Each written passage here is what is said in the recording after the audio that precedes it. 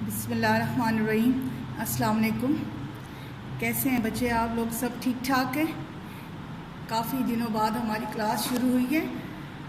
اردو کی کتاب آپ لوگ اپنے آگے کھولیں۔ ہم نے اس سے پہلے سبق اسلام میں گداگری کی مذمت پڑھا تھا، جو مولانا الطاف حسین حالی کی تصنیف تھی۔ ٹھیک ہے، آج ہم حصہ نظم شروع کریں گے۔ حصہ نظم میں ہم نے حمد شروع کرنی ہے، اور حمد شروع کرنے سے پہلے اس کے شاعر کے بارے میں ہم نے تھوڑا سا ڈسکس کریں گے، چونکہ ہم نے پہلے سبق اسلام میں گداگری کی مذمت پڑھا تھا تو اس کے مصنف الطاف حسین حالی تھے۔ آپ دیکھ رہے ہیں کہ یہاں حالی کے نام کے اوپر تخلص کا نشان ہے، یعنی حالی ایک شاعر بھی تھے۔ سمجھ آ گئی؟ تو جس طرح انہوں نے اسلام میں گداگری کی مذمت سبق لکھا، اس طرح انہوں نے ہمارے پاس جو نظم حمد ہے وہ بھی الطاف حسین حالی کی تحریر ہے۔ ٹھیک ہے، الطاف حسین حالی کے بارے میں، اس کی شخصیت کے بارے میں ہم نے ڈیٹیل سے پہلے پڑھ چکے ہیں۔ تھوڑا سا میں آپ کو ریکیپ کروا دیتی ہوں۔ یہاں ان کا جو ہے حالی تخلص ہے۔ سن ولادت 1837 پانی پت بارے میں پیدا ہوئے۔ سن وفات 1914 ہے، اور اردو ادب میں وہ شاعر، نثر نگار، نقاد اور سوانح نگار کی حیثیت سے جانے جاتے ہیں۔ ان کی مشہور نظم مسدس حالی ہے، اور ان کی اہم تصانیف میں حیات سعدی، یادگار غالب، مقدمہ شعر و شاعری، حیات جاوید، طبقات الارض اور دیوان حالی وغیرہ شامل ہیں۔ بچوں، ہم نے اس سے پہلے 2 اسباق پڑھے ہیں، ٹھیک ہے، کیونکہ ہماری بک جو ہے، ہماری کتاب 2 حصوں پر مشتمل ہے، ایک حصہ نثر اور ایک حصہ نظم و غزل۔ اب تک ہم نے حصہ نثر کے 2 سبق پڑھے ہیں۔ آج ہم نے نظم پڑھنی ہے، اور نظم کا تھوڑا سا میں آپ کو بیان کر دوں نظم کے حوالے سے، کہ نظم کا ایک خاص عنوان ہوتا ہے، اور اس کے اشعار کی تعداد جو ہے محدود نہیں ہوتی۔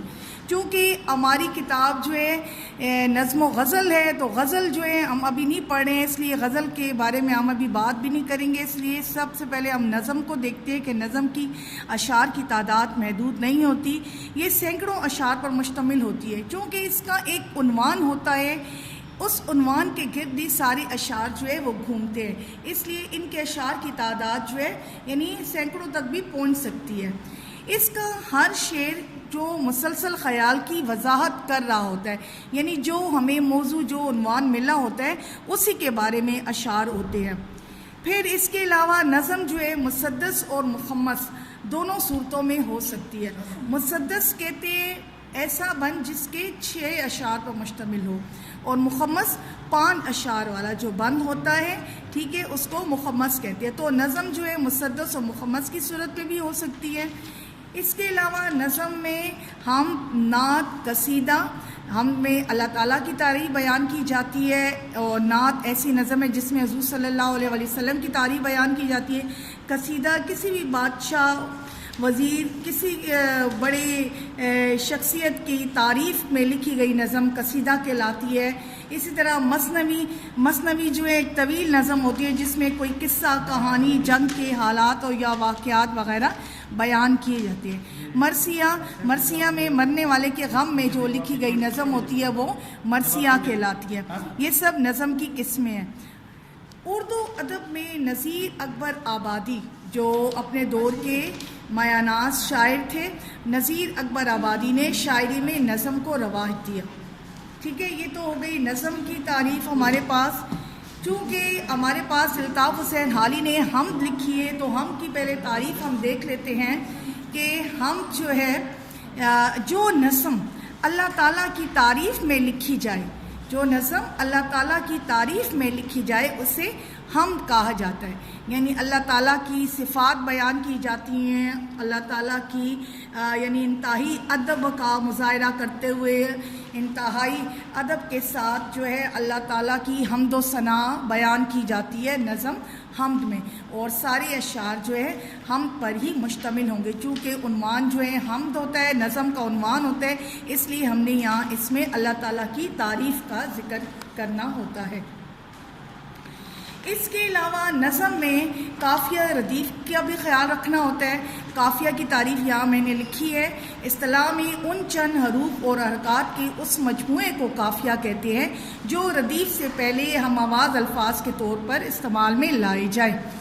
مثال کے طور پر ایک شعر یہاں میں نے لکھا ہے، غور کیجئے گا۔ سلام اس پر کہ جس نے بے کسوں کی دستگیری کی، سلام اس پر کہ جس نے بادشاہی میں فقیری کی۔ اب یہاں دیکھیں دستگیری اور فقیری یہ دونوں ہم آواز الفاظ ہیں، تو یہ جو ہم آواز الفاظ استعمال ہوتے ہیں اس کو کیا کہتے ہیں؟ قافیہ کہتے ہیں۔ سمجھ آ گئی ہے؟ جیسے میں نے یہاں لکھا وہ ہے کہ اس شعر میں دستگیری اور فقیری قافیے کے طور پر استعمال کیے گئے ہیں جو ہم آواز بھی ہیں۔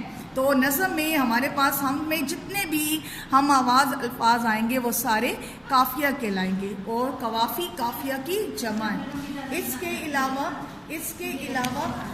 جو ہے نظم میں ردیف کا استعمال ہوتا ہے۔ ردیف کی تعریف میں نے یہاں آپ کے لیے لکھی ہے، اس کو دیکھ لیں کہ اصطلاح میں اس مستقل کلمے کو ردیف کہتے ہیں۔ اصطلاح میں اس مستقل کلمے کو ردیف کہتے ہیں جو کسی شعر کے آخر میں قافیہ کے بعد بار بار دہرایا جائے، یعنی ایک لفظ مستقل کلمہ، مستقل لفظ جو بار بار شعر کے یعنی پوری نظم میں وہ بار بار دہرایا جائے اس کو ردیف کہتے ہیں۔ جیسے آپ اس شعر میں دیکھیں مثال کے طور پہ، بنائے اپنی حکمت سے زمین و آسماں تو نے۔